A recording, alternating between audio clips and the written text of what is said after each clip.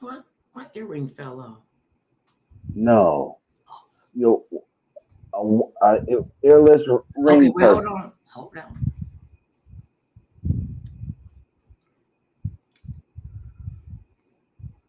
Because we're on live now. We're just waiting for her to talk. Okay, well, if you're looking at your, oh, well, you came up 5 minutes early. Oh, did Why I? don't you start it? We are, okay, so we're live on Restream. Your show will go live Here we in go. 5 seconds. Four, three, two, one. Hi, babies. It's the even more fabulous Dr. Mother Love coming to you live and in living color with one earring. It fell off someplace. I'll find it. And Mr. Kennedy, he could find stuff just so easy. And it'd be sitting right in front of me. I can't find it. Hey, Mr. Kennedy. Okay, that's good Hey, now. hey. You know, Okay, this has good. been some kind of crazy week. Oh, my God. Let's go with politics first. Okay, we didn't get a chance the other day to like really go into depth about how you felt, how you feel, how I feel about I wouldn't say it was a debacle. I thought it was like really, really cool between the 45th president and the vice president, the sitting vice president, Kamala Harris. And so what was your take on it with David Muir? Oh, why can't I call the lady's name? But you know, let me look it up. Go ahead. Okay. Yeah, yes, yes, When it okay. first came, because we watched the whole thing Right, I mean, we touched on this the other day, a little bit. but one of the, Wait a minute, now your one audio of is sounding funny. Okay, you got to fix your audio. You sound like you're talking okay, with rocks in your mouth. Who has okay, rocks in the mouth? well, I don't know. Why did you think of that? Is that something you've done before? Have rock to your mouth and we're trying to talk? You know what it Probably, sounds yeah, like? probably, maybe not a rock, but some pebbles, I'm sure. But nonetheless, Oh, okay. uh, okay. But something is wrong with your volume. I mean, with your hearing. Well, maybe it's something wrong with my hearing. Okay, so anyway, the debate is it's on, and I thought it was rather telling when they came on. They were introduced, and she walked over to him. That's a class act. She walked over to him, extended her hand, and if you saw it, maybe I'm reading too much into it. You saw it. She put out her hand to shake his hand, and when he shook her hand, it was like, I don't want to do it. I don't want to do it. You know, I don't. And you could tell that. And from that moment on, what was your thoughts? One thing that I looked at that everything is kind of looked at. It was one of the things. Remember when they said back and at the 1960 John Kennedy came out because he was vibrant.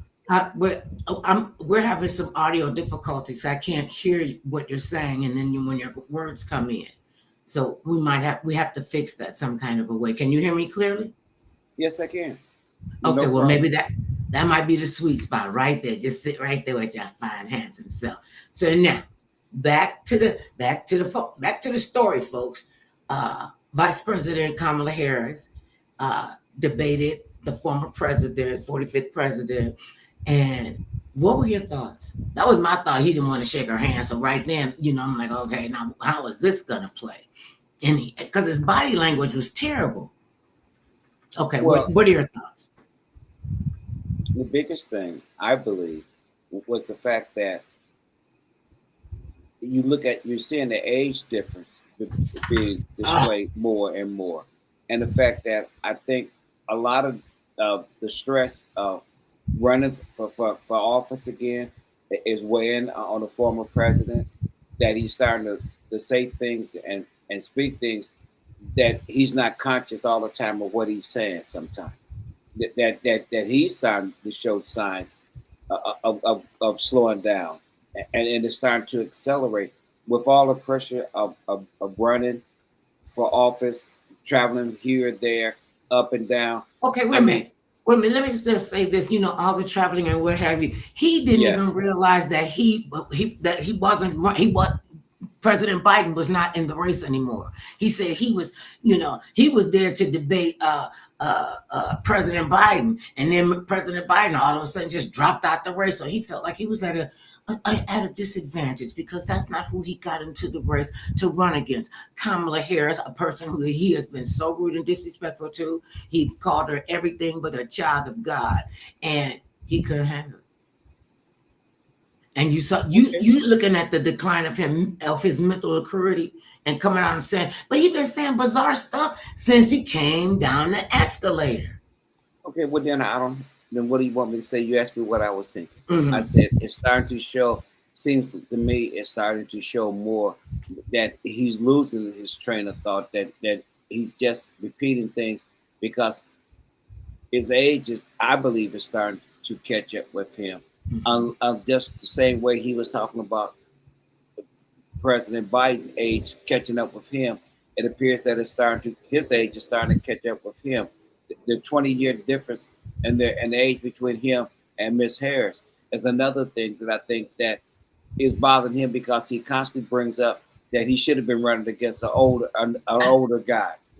So it has to be something that, whether he wants to admit it or not, or the people that you see on TV and other pundits want to talk about, because that was something was only to be talked about as far as President Biden, about him being a little slower or him stumbling. And even though he had a speech impediment, that they said all of a sudden we forgot about him having a speech impediment and said he should have been just talking, freely. Well, now you're starting to notice the same things that started to happen to former President Trump. And that is disturbing because there's not enough time for them to switch out a candidate for him, unfortunately. I mean, let me ask you, do you think that if, just hypothetically speaking, if he did drop out of the race and JD Vance is his running mate, if he dropped out of the race, would JD Vance advance to his spot? Okay, once again, he just don't automatically advance. He would have to be, when I say automatically, it would be where the former president would say, I want to enlist him. I don't want to, endorse him, because he said, I want to endorse my son-in-law or my daughter. You, as a candidate, he has the right to endorse whoever he would choose to endorse. Is it too late to be trying to make a switch? Probably it is at this particular time. It's just like why he has not replaced, his vice presidential running mate, Vance, JD Vance, because he's not polling well. No. But it's too late. It's too late to change him now. So yes, and I see we have a couple people outside of Ohio don't really know who he is, and what they're learning about him is not boding well for him. Well, I mean, it's unfortunate. I mean, it's just like we got a couple of listeners that have come on and say, well, they agree that they think that now he looks just simply too old. With Janie Davis, said she thinks he's just simply too old.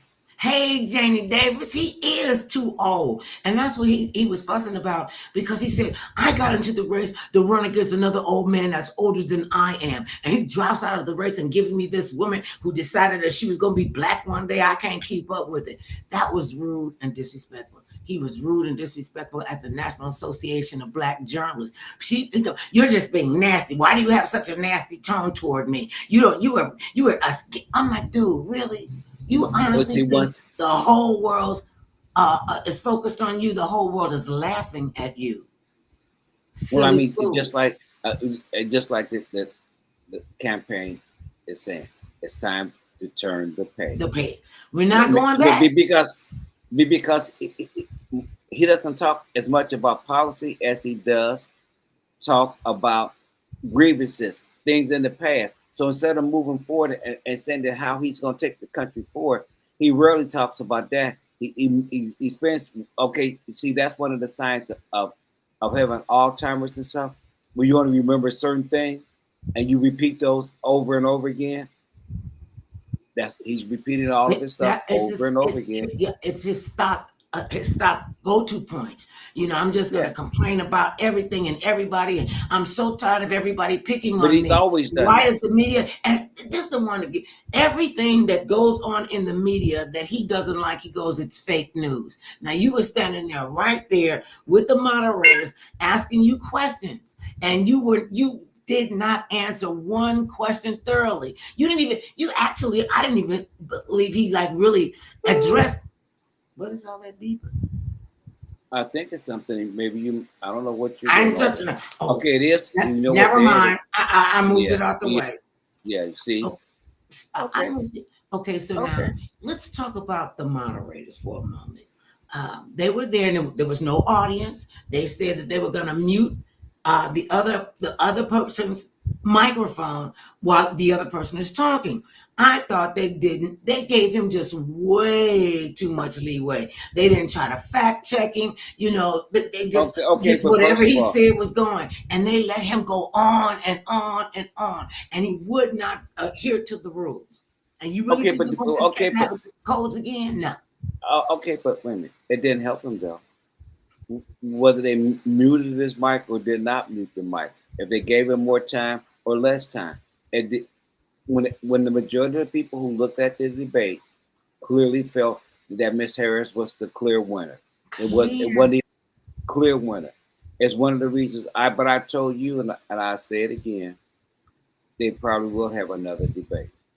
Whether they need another debate or not, yes, they will. That's the reason why he keeps saying no, no, no, and reporters keep chasing him, asking him, will you, and he keeps saying no, no, no. Because they need No, something. no, no. I don't want to go to read. Oh, that's wrong. My home is Okay, to Amy Winehouse. yes, I ain't going to the White House anymore. I say no, no, no. I'm not going to the White House anymore. Okay, and when as soon as he came out and he went into the room where the reporters were, with yes, the in the spin atmosphere, the room. They spin call room. it the spin room. Okay, so he goes into the spin room and he goes from reporter to reporter. We're just gonna go with 3 reporters. He goes to this reporter. He says one thing. I'm not gonna debate her anymore. I won the debate. He said to the second person and the third, and everybody's looking like rather perplexed. Well, Mr. 45th, were you not cognitively there? That you knew that you got your behind handed to you right there on national television, worldwide for one. television, and she gave him the face. She gave him the face. Oh, excuse me. Okay, well, what then? I mean, but it's just like she keeps saying, we need to turn the page. We need to move on. This debate he lost. Whether they will have another debate or not is up in the air. But I say to you, yes, he will, but he will wait till later. Maybe for one in October. It depends on how the numbers are looking. But I'm saying Well, she yes, they got probably will. 63% of the viewership. Okay, but Who that was said for the last. she won that Oh, debate. that was for the last. That was that debate. Okay, that's done, over, done with. Now, will there be another one or not? We have no idea. But hey, until then, we're moving forward. Do you think there ought to be another debate between he and she? What I'm saying And what is purpose would that serve?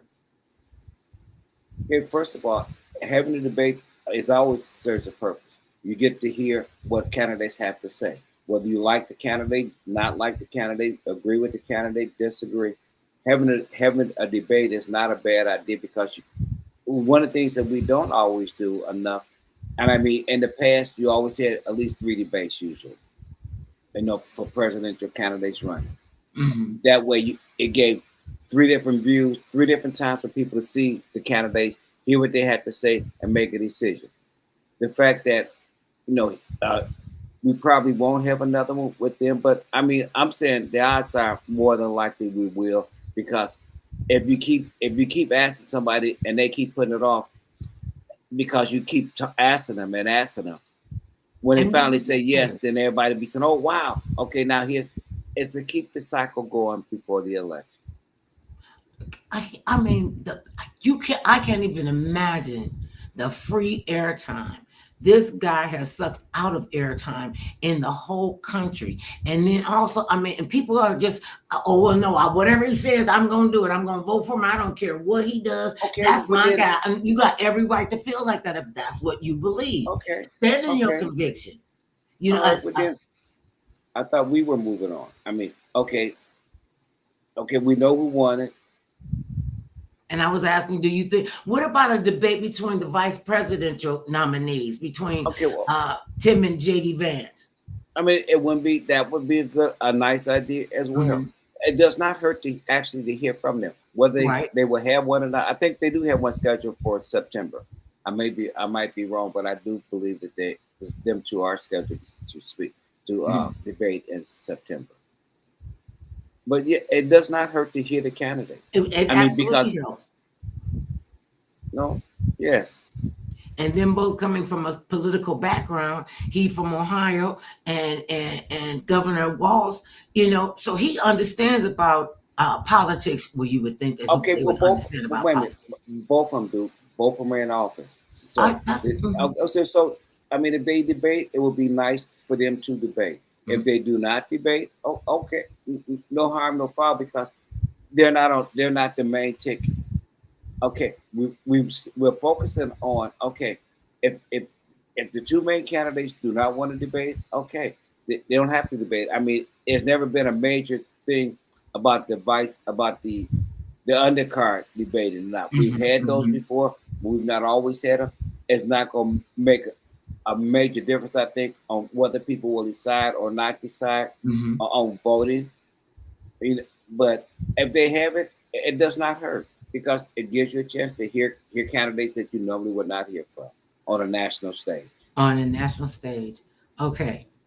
As we're going through the conversation and about the debate, what is your take?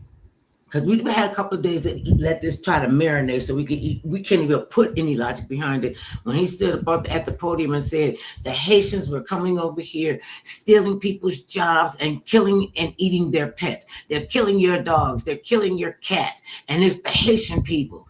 And as a result of that, tell them what you found out today. Okay,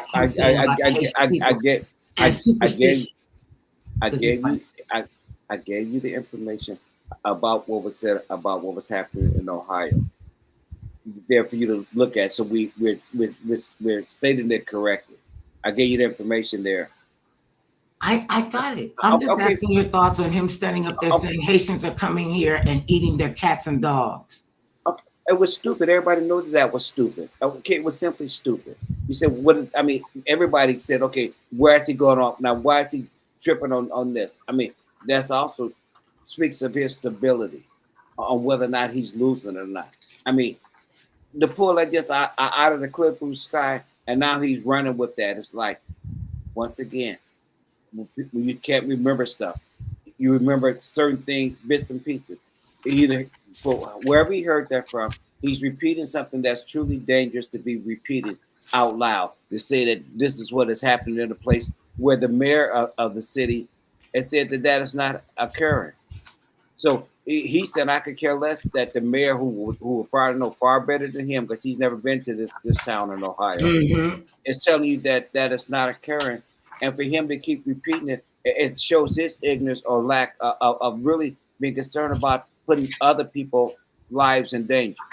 Because to say that you're putting the lives of these Haitians who are there because that's what they were going to get a start on a new life. And they happen to locate them there and decide putting out these wild rumors. I mean, it's the same thing they're telling you about misinformation going out, and that you're spending way too much time being led down the rabbit hole with misinformation. It's been mentioned by the mayor. That's why I gave you the information by the mayor of that city in Ohio, that this is simply not true. You know, nevertheless, they're having bomb threats for the churches on where some of these people are being housed at. Other threatening things have been said because of what was said by him on national TV. It's put the spotlight on this locally, in which it should not be, and you're putting people in harm's way. They should not be put in harm's way. because you just thought just because of your whatever makes. reckless conversation. Not even a conversation. You just got reckless at random stuff. And it was like it was like, oh, I could say this. And he goes, they're coming over here to eat your cats and dogs. Wait a minute, first of all, I'm sure that people understand about Haitian people and their customs and their culture, and if they don't, go look it up with their customs. Okay, well, I don't understand about it, and I don't know anything about. And I've never heard that they eat cats and dogs. I never heard that before. Not okay, ever. but if you keep repeating it, then people hear somebody else is saying it. If you want the story to stop, you have to stop talking about it. The more we talk about it, the more people keep thinking it must be something to it. The more you keep talking about it, There's some crazy to it. Okay, but if you don't talk we about know that is crazy. And We what's know going that on is in crazy. the world and what's on people's minds, you know, that's the whole purpose of news. That's the whole purpose of talk radio and talk TV, to inform the public, to fact check things. So when you say, okay, did you fact? Okay, I gave you the. Okay, but you got to get an attitude with me. But you telling me as if I'm not paying. Okay, I said. Did I say you weren't paying attention? I said that it was crazy, and that, you know, the more we talk about it, makes people think that maybe there's some kind of truth to it because we're talking about it. Well, that was something really stupid. That is not true. That was something really stupid on his part. I'm not going to be an ignore person. If I ignore it, it'll just go away. You got to do something about it. You got to speak. Okay, what are you doing about it then? Wait a minute, what has been done about it then? Besides telling people that it is a first assumption that he's made. Just don't talk about it. Just put it on. Okay, wait a minute. I mentioned, but the mayor of that town in Ohio. We should be mentioning the mayor of that town says that is not true. What else you want me to say? I'm telling you the fact. The mayor of that city said what was mentioned, what was said is not the truth. That's the mayor of that city said it's not the truth. Okay. All right, moving on. So this is Friday the 13th. Yes. And for a lot of people, we have these superstitions and these rituals and rules that we follow. Oftentimes that we don't think they make sense, but then you find out that they do make sense. I mean, I grew up in an environment where the superstitions that they had. This is what I grew up with. One of the superstitions that my mother had was, and she said all the women did this, especially women who were that's the head of the household for whatever reason. And when the new year came around, she said, "Don't ever let a woman cross your threshold at the first of the year, because when they cross your threshold, she didn't even cross the threshold before, you know." She said, "Go and wake your brothers up." So I went and woke my brothers up, and it was cold as I don't know what out in Cleveland. And she got them up in their pajamas, and they had to walk outside. Then they had to walk across the threshold, and then she was okay with that. And we grew up with that. She used to make this. All of them made this kind of potion stuff. One of them was with an asphyxity ball. You had to go to the apothecary. We don't even have apothecaries anymore. Well, we do, but they're called drugstores. But nonetheless, you know, that they should, if it don't kill you, it's gonna cure you. And it was in a J&B liquor bottle, the green bottle. And they would it looked like a big clump of rocks and glass and goo, and you know, they put it in the bottle with about that much whiskey in it, whatever the alcoholic beverage was, shook it up, and all the pieces would start falling off. Tasted like, I couldn't even describe it. Tasted was so disgusting. It worked. And it worked for a lot of things. It worked for migraines. It worked for menstrual cramps. So that was superstition? That's what they said. If you drink this right here, this potion that we take. Wait a minute. Was that superstition though? No, that was just something to cure you if you were sick. That wasn't superstition. Just like you just mentioned just before that about something that was superstitious coming in the door the first of the year. Mm-hmm. That's superstition. Well, I thought it was a superstition. I'm like, this is disgusting. Are you trying to kill me?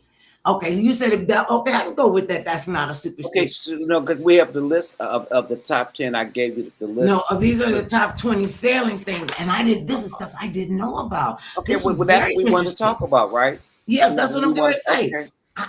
And this is something I never even thought about. Well, mostly because I hadn't been on many, many cruises to even know what the superstitions are. But the top 20. We just gonna go through a few of them because a lot of them, Now, only thing I did know about was renaming a boat. It's bad luck if you're gonna rename your boat, you have to take the boat off, take it off, and then you got to Okay, so what's rechristen the the boat. list? Okay, wait a minute. Get a list, and we should talk about the one by one of the list. Okay, but what is doing that on the boat rank? That's all I'm saying. I don't know where it ranks at on your list.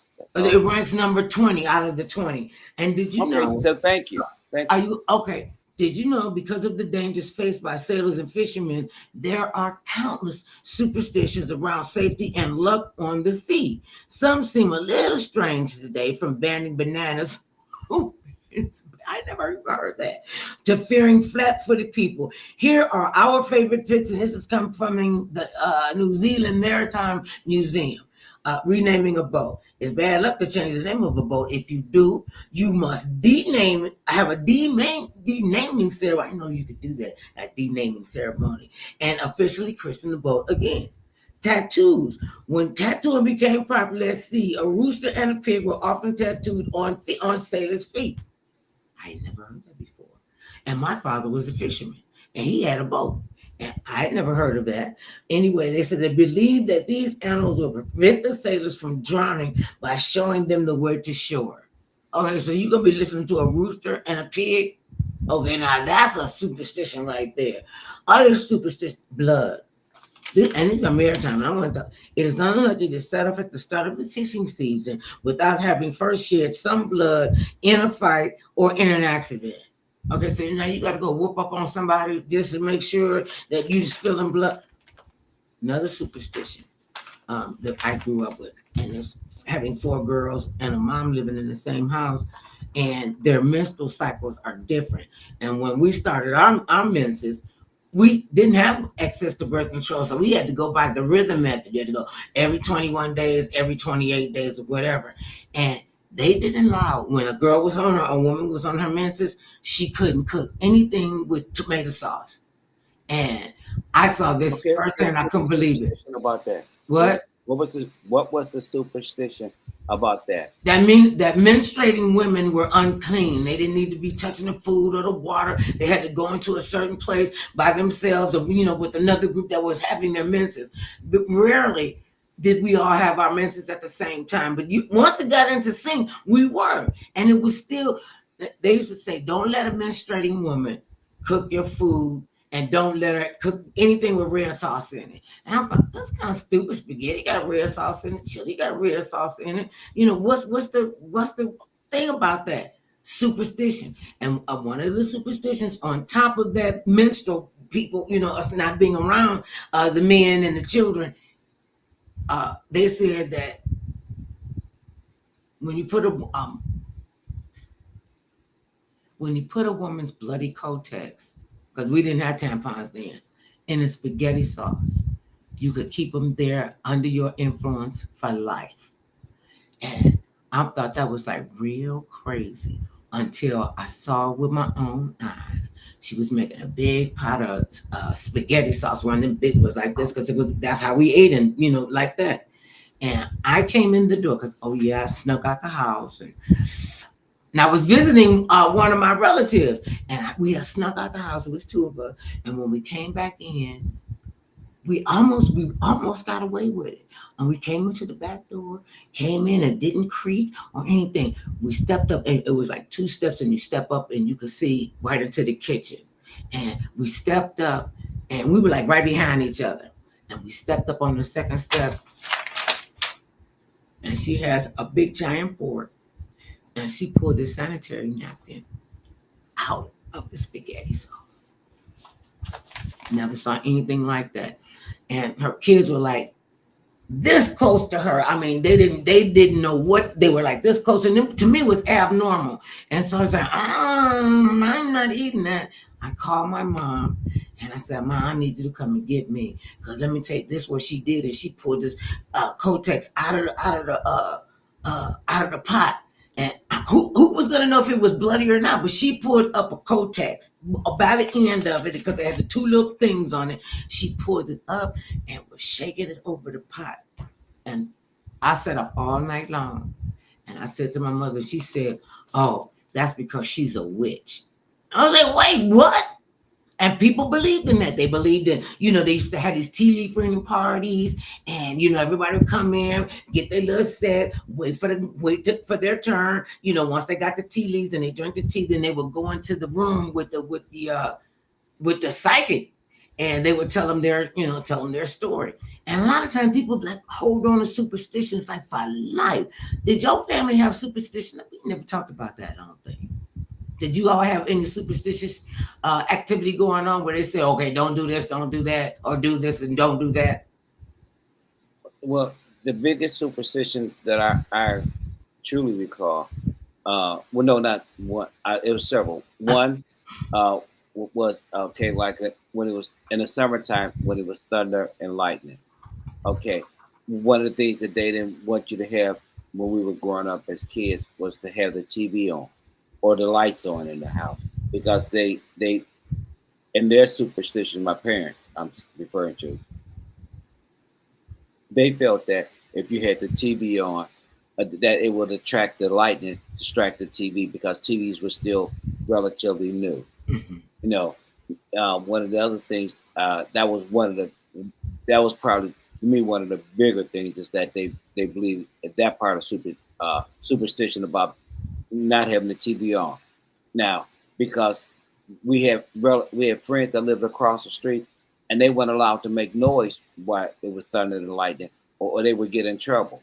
So, like, you couldn't be sitting around, they would make everybody sit around a table while it was thunder and lightning. And this was when we were kids. I mean, I don't think people even think to do something like that now.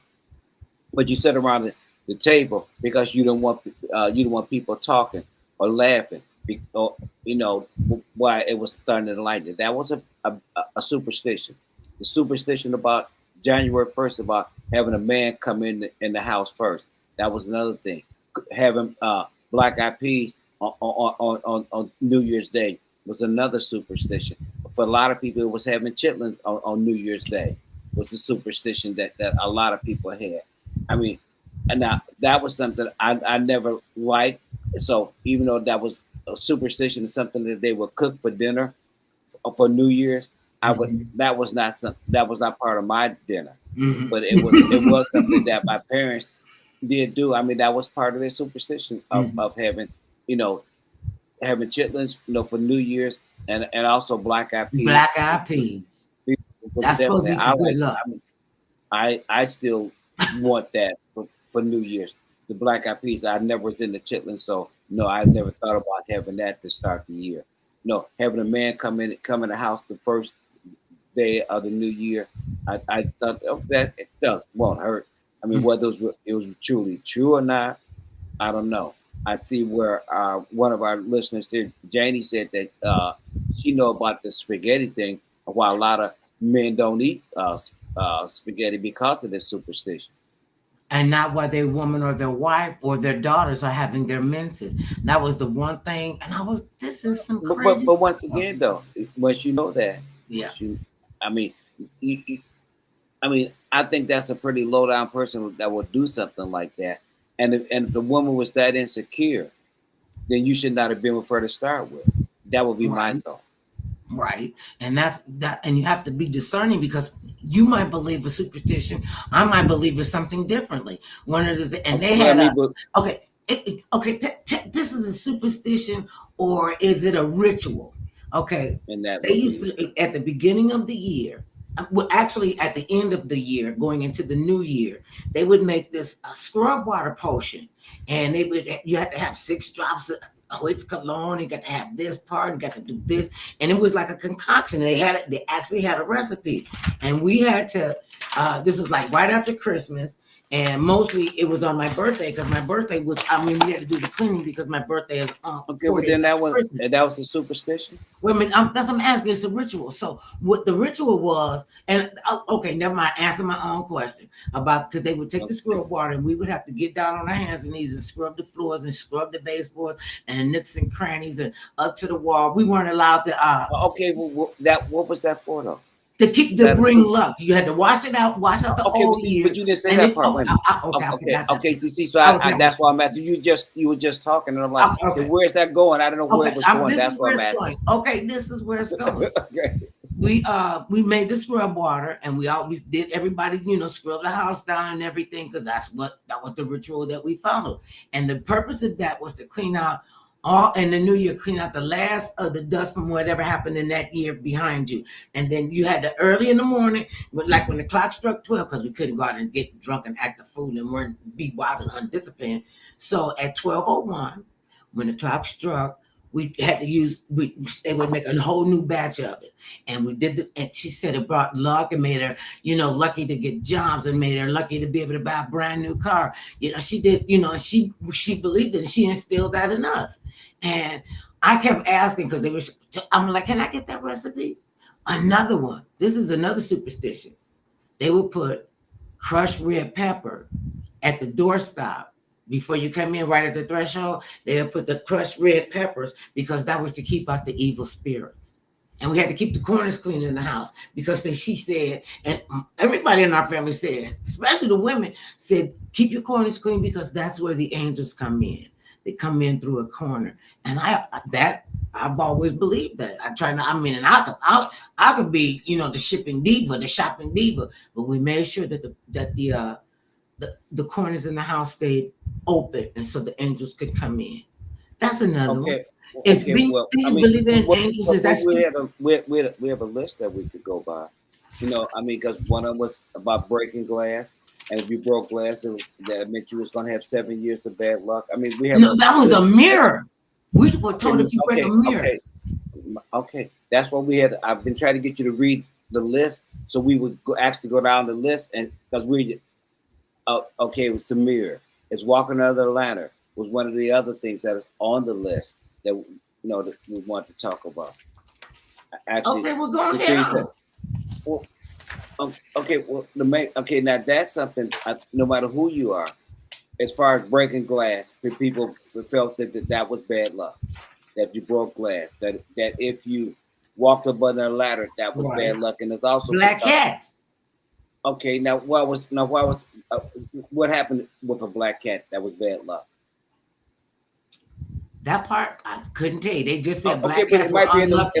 it might be on the list to tell you why they thought that, or why they thought a black cat was bad luck. Because everything comes from the past. When we come up with this list, I don't know new things that people consider to be bad luck or superstitious to do, but like in Italy, the 12th of every month. The 12th of every month is considered. It's the 17th of every month. It's considered bad luck. Like we consider Friday. When I said in Italy. Oh, every month. Italy, the 17th. It's like we consider Fridays the 13th as being bad luck. Mm-hmm. Okay, for them it's the 17th of the month. Mm-hmm. Okay, whatever day it happens to fall on. See that's different customs that different people have, but it's all about superstition and us believing in things that we sometimes we can't explain, or we didn't have an explanation for it. So it became a superstition that you start telling people that they should be afraid of this happening or that happening, simply because they considered it being superstitious. This is bad another luck superstition. You don't split a pole. If you and I are walking down the street and the pole is there, we got to walk on the same side. We don't get to split the pole. We make sure that we made sure that nobody would break our line. So that was one of them. And I was like, well, what's that for? And when I keep saying they, I'm talking about my ancestors. Yeah. Well, it would be nice because we don't know who they are. That's what I'm saying. I know who they are. These are the women in my family, in our community. When they would, excuse me, and when they would have these tea leaf parties, they would. Okay, you want me to talk for a moment while you clear your throat? Would that be a little easier? Because we had our list of things that were superstition that people felt. Okay, okay. Wait a minute. I'm going back. We said the pigs and the rooster tattooed on their foot. Well, now that meant this is a hat on a ship Did you know that losing a hat overboard was an omen that the ship would be that the trip would be a long one? Losing a hat overboard was an omen that the trip would be a long one. Now, see, I didn't know that about on a boat. We couldn't put a hat. You couldn't put a hat on the bed. And you couldn't put shoes on the bed. And Okay, and why was that that? was because they said it was bad luck. I was like, it's a hat. Oh, so What? okay, but there's not superstition. Yeah, Just simply saying if you set a hat on the bed that was gonna bring you bad luck. and shoes on the bed. And then Okay, she always told us, and don't, especially the girl, don't ever buy a man a pair of shoes. Why would you not buy a man a pair of shoes? Their reasoning was, you buy a man a pair of shoes, he could walk away from you in those shoes. So never buy a guy a pair of shoes. So I was like, well, what if I have kids and they're all boys and I gotta get them shoes? I guess it was like grown men. You don't buy a grown man a pair of shoes. And we have been together a long time, and I have never bought you a pair of shoes. I could have been with you while you bought the shoes, but I've never bought you a pair of shoes. And not, well, sometimes. But nonetheless, this is one I didn't notice about this. I wouldn't have even thought about this on a boat. When you're on a ship, when you crack an egg, you got to crunch the eggs up, and the eggs shell up in little bitty tiny pieces once the egg has been cracked open. This was meant to stop witches coming to the ship to sail in the pieces of the eggshell. What? Eggshells had to be broken into tiny pieces once an egg was cracked open. This was meant to stop witches coming to the ship to sail in the little pieces of the shell. So you done chop them up, they witches can't get in. I mean, that went from like, whoa, way over here. okay. Now, the eggshells that we would crack, we had a second degree thing that we could do with them. Inside of an egg, there's a skin. When you boil an egg, it should come off evenly. But the raw egg, you have to take the skin out of it, and they will put the skin of the inside of this egg on if you had a boil. Boils are sebaceous cysts. They're not dangerous. They can be very infecting, and the person has to just deal with that. But they would put the egg on it, the eggshell on it, and I would get sebaceous cysts all the time. And so my mother, I used to call it putting breakfast on my food. And that was superstitious, or just something to do. And What, the egg? Would people consider that superstitious to be doing that? They do on the ship, or No. Okay, wait a minute. You read the ship, and then Right. you diverted over to what you were doing with an egg. right? And what I asked you is that superstitious? What you were doing, was that considered superstitious? No, I didn't That's- think it was that's not- superstitious. I thought it was, taking the Okay. egg off and helping me with it. They also could take a piece of salt pork or with and a potato. So you got meat, Okay, but bacon, and eggs and potatoes on your boil. That was to help. Okay, That was what to that help have to do draw it with out. superstition? Okay, what that? That was a remedy. That was a ritual, like the asphisity ball. That wasn't. We're clarifying what is Okay. superstition and what is ritual. What is real and what is not. Okay. And what are All things right. that you can explain, and then things that you can't explain. And I don't know if this was a superstition, but we wanted to find out if it would work. Okay, when our son was little, he was a baby, and he started teething. And he ran a fever. His mouth, he was just miserable. And I was talking to this older woman and sharing our plight. And she said, baby, you get that baby sock and you get your egg and you put it inside the sock and you tack it over that baby door. Over the baby door. I said, I was willing to try anything. And we did it. And we said, well, it can't hurt. So we did it. Tell them what happened with the egg over the door. I mean, he ended up for the rest of his teeth coming in. They came in smoothly without a problem. That's not superstitious. That's just a remedy that someone suggested to try when your baby is teething. That may help your baby teeth without a problem. But that wasn't superstitious. That wasn't based on superstition, though. I'm assuming that was based on somebody trying it and saying, "Will this work?" And if somebody may consider that being superstitious, to think that if you by just simply hanging an egg by the door of the bedroom of where the baby is, will allow them to teeth without having the fever and going through a lot of crying and being upset. Okay, that borders on being superstitious as well as being a remedy all at the same time. because some people would think that's superstitious to say if you just simply hang an egg or something, put a Mhm. sock Mm-hmm. and an egg inside of a sock over the door, that would automatically make your child be the T without a problem. That would be considered being a superstition that would happen, Mm-hmm. or people saying, well, that's not a superstition. It's More of more a of a ritual. remedy that we end up coming up with to help our child be able for their teeth to come in without it being a problem. And and people would come to me. I mean, literally, he went to bed, he went to sleep, and you could just see the little edges of the teeth through his gums. He woke up the next day, y'all, and he had 4 teeth at the top.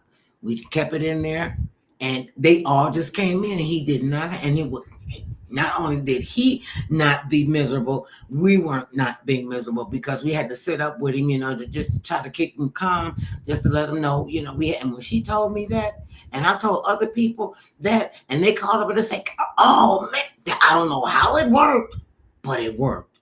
And everybody that we've talked to have said it worked. This one will trip me out. Number 13, lucky 13. Personal grooming. Anyone on board who trimmed their nails, cut their hair, or shaved their beard brought bad luck to the ship. I don't know where that one went, but if you got long toenails and you're on the ship, you should always maybe the foot demon doesn't come in. You cut out your own ingrown toenail, or you go to have somebody else do it. Some of these are just hilarious. Women were bad luck on board because they distracted the crew, which would anger the sea, causing treacherous conditions as revenge. Okay, shut up, mother. However, conveniently for the male crew, naked women calm the sea. Wonder who came up with this idea, which is why so many figureheads were women with bare breasts. Okay, on the boat, when they put the lady on the front of the boat, she's naked from the waist up. And that's how my father's boat was. He had the woman on the front. I was like, oh, you could see her titties. He was like, girl, stop, quit pointing. But you can't see them, Okay. Bad luck. And that was another reason why my mother said, don't let a woman cross your doorstep the beginning of the new year, because you're going to have trouble with women all year long, and she could probably be your biggest trouble. Okay, on non-sailing days, it was bad luck to sail on Thursday. You said in Italy, on the 17th of every month, they look at that as a superstitious day. Okay, they said Thursday's God of Storms, Thor's Day, or Friday's the day Jesus was executed. The first Monday in April, the day Cain killed Abel. The second Monday in August, the day Sodom and Gomorrah were destroyed. And December 31st, the day on which Judas hung himself. I mean, did we even and these are all things that, and these are all superstitions that you should or should not, that you should or should not do on a boat. On a boat. It's bad luck to sail on Thursday because of Thor. That's Thor's day. He's the god of storm. Friday is the day Jesus was executed. So this was I don't know if this is well, they put it in biblical terms. The first Monday in April, the day Cain killed Abel. How did they know it was on a Monday? We didn't even have days like that and call them numbers. I'm just saying. Are you sure? Pardon me? Are you sure you said they didn't have days like that? I asked them, were you sure? Well, you can research it. I mean, that's why we was looking at the different information because okay, well, this could be misinformation too. I'm just reading off the list. Okay, okay. Good luck and things to do with land were believed to be bad luck is mentioned, such as the church, pigs, foxes, cats, and rabbits. These are the things that they believe were bad luck. You want to talk about it. This is another one, and I grew up with this. No whistling. No. Okay. Whistling into the wind was forbidden, as it would whistle up a storm. Okay, wait a minute. This is superstition that these are still superstitions. Okay, but when maybe I missed the part. You're just whistling in general, and they said no whistling and no singing into the wind was forbidden, as it would whistle up a storm.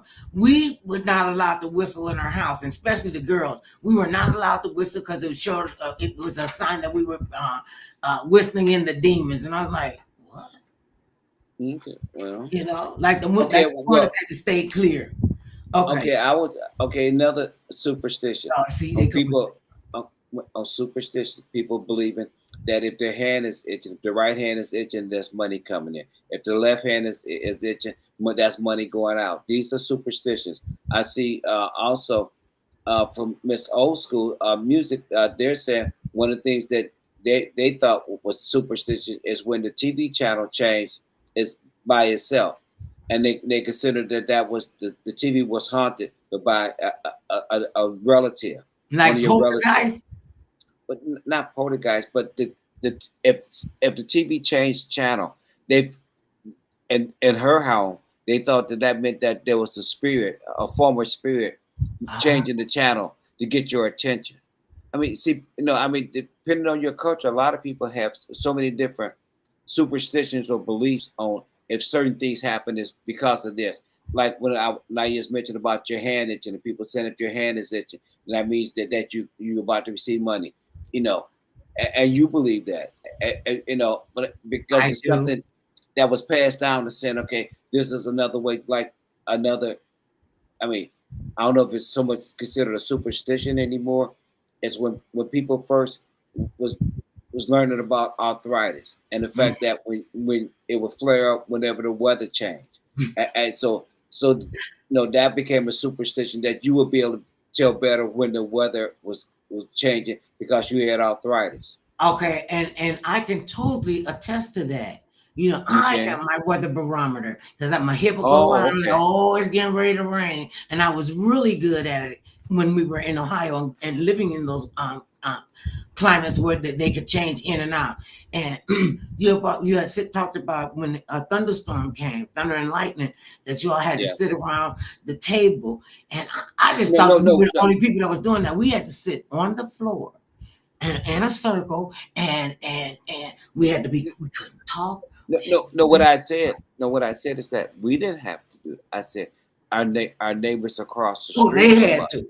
they had to come sit at around the dining room table, Mhm. and had to be quiet while it was thundering and Yeah. lightning. And if we happened to be over at their house, we would try to make them laugh or try to get a conversation started because that would get them in trouble. Because at our house, That was they did mean. at our house when it was thundering and lightning, you couldn't have the TV on or the lights on. Mhm. Okay, so because they felt that having the TV on or the lights on would attract the lightning to come into your house, and these were in the early days. So I understand, about superstitions. That was two superstitions that I always thought was kind of weird when we were growing up when it was lightning and thunder for them to say that if you had the TV on, it was going to constantly cause that to happen. Mhm. If you had if you were talking and making noise when it was thunder and lightning, that would attract the lightning as well. You And know. see, I didn't understand it, but I to this day, thunder and lightning still frighten me. I have to be in the house, I have to be quiet because we had to come in the house. You had to be quiet, and you had to sit in a circle on the floor, and we had to hold on to each other's hands because they felt like some kind of positive energy would flow through us, and Oh, okay. and the Wait a minute. chain wouldn't be broken. I know why. Know what I think Oh, about it. oh. Oh, okay. No, that came from people from the south Mhm, because down south, thunder and lightning, the storms are a lot of times are far more severe mhm. eh, down in the south because of the humidity and the warm air. So people would, I mean, our grandfathers and great grandfathers and stuff, they did think, when bad weather was happening, that was a Mhm. time to be quiet and to allow the storm to pass without you provoking the storm by making noise or being noisy.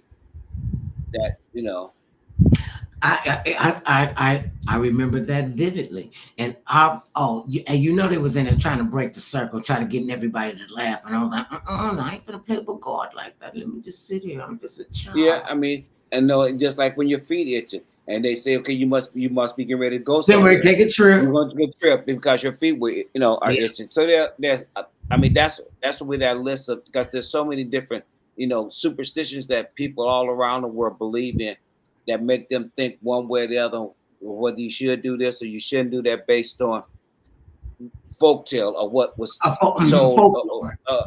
Lord, from the past. Another thing that I used to suffer from jet lag really bad, especially going from LA to New York back to LA, or LA to New York to go to China. Okay. And I had a really hard time catching up with the time. And I was talking to this gentleman. We were in the lounge at the airport, and I was talking to this gentleman, and we was just talking, and he said, "I got something I want you to try." And he said, "I used to suffer from jet lag too." And he was an international traveler, so sometimes he would gain a day, he'd lose a whole day. And he said the way that he learned to catch up with, when you go into your hotel room, take your shoes off, rub your feet across the carpet, while you're unpacking or doing whatever it is that you do. You don't have to do it the whole time, because I tried to do it for a long time. I almost electrocuted myself, because you're bringing up that kinetic energy. And you know how we could touch each other and the sparks will come out? Yes. And so he said, don't do it till you get sparks. So he said, I said, so what will this do? He said, your body will be able to catch up with the time. I tried it once. I have never suffered from jet lag since. And it was something simple, like rub your feet across the carpet. And then what are some of the other things on the list? Because you got a couple of lists that I gave you for us to go over. I think so. We're it look like we're almost on this Friday the 13th. Okay, we got good luck symbol. This is one. We're just gonna talk about some more little superstitious stuff. The lucky and unlucky items for Friday the 13th. Good luck symbols, which I could never understand. A rabbit's foot. Good luck for who? Not for the rabbit. That's why they started making the fake ones, because they was killing up rabbits. Rabbit's foot. Let's begin with the one most iconic symbols of luck, the rabbit's foot. Despite its cute appearance, this superstition has a dark history. It rose to popularity. Let's get this. In 1584, when people would carry a rabbit's foot to spare themselves arthritis. To spare themselves of arthritis? To spare themselves from arthritis. So arthritis has been around since the 15th century. Well, it's been around since, man. That the rabbit's foot is associated with the Christian holiday Easter is a misconception. Well, how did this practice begin? Surprisingly, its roots are in the Middle Ages. Common criminals would be hanged, and a lucky member of the public would acquire the criminal's severed left hand. Oh yeah, that's what really present. Oh, wait a minute. They would get the severed left hand for luck. No, I'm asking. I mean, you're reading the story. I would just ask in case I didn't hear it would sever your left hand. If you was a criminal and you got hanged, and a lucky member of the public would acquire the criminal's severed left hand. Okay. Well, now see, what I'd heard as far as another thing that superstition or whatever is that a lot of Middle Eastern countries, if you and in Africa and other places, if you were caught stealing, they would cut off your hand, and that way it was obvious when people saw you and they saw that one of your hands were missing, they knew that you were a thief. So that discouraged people from stealing. And that was a major deterrent. Okay, here's another one. I'm sure you've seen this one. Okay. A four-leaf clover is a well-known symbol of luck. Is the four-leaf clover. Its origins can be traced back to the Middle Ages. So that's been going on since way before we got here, when it was considered lucky by many Celtic groups. I know you say Celtic. But this little green leaf had more to offer. It was believed to help people see fairies and ward off evil spirits. I thought also heard it was good for your when you got a farm. The four-leaf clover's reputation as a harbinger of good fortune can be found in writings dating back to the 1600s, when John Milton noted that finding one meant finding a good thing. The wishbone, chicken, turkey, after we done, tore the carcasses down, whoever got the wishbone, make a wish. Break it and make a wish. Okay, you're supposed to break it. And throw it over your shoulder, right? and toss it over your shoulder. Yeah, Good toss it luck. over. So we used to do that with salt. Well, I still do. I know that's That's another you spill superstition salt. that You believes got to put some it. and throw it over your shoulder. Toss it over your shoulder. 90 seconds. Right. The Etruscans believed that fowls could predict the future depending on the grains they chose to eat. This unique belief led to the creation of the wishbone tradition. When the fowl was killed, its collarbone was considered sacred. It would be left to dry in the sun, and then in a circle, the Etruscan people would make a wish as they pulled the bone apart, hoping for good luck. I think that kind of was, pretty cool. Lucky dice. Today it's common for fuzzy dice. So this explains the fuzzy dice hanging in your window. It was what is that? It says today it's common the lucky dice. The fuzzy dice hanging from car mirrors, a symbol of luck. This tradition had its roots in World War II. Pilots during the war would put objects they considered lucky in their aircraft to keep them safe. Many soldiers in the military would keep a pair of dice that seemed particularly good at winning in their planes. After the war ended, the tradition spread and became a symbol of luck for everybody. So we've run out of time. Oh no, I got a bunch of stuff. Okay, well, Mr. Kennedy and everybody who's out there, whether you celebrate it, whether you believe in the superstitions, just believe this: no matter how big or tall, short or small, thick or thin, 10 seconds. it matters not what skin you're in. Everybody needs some mother love now and then. Have a blessed one, everybody. Please stay safe. Enjoy yourself.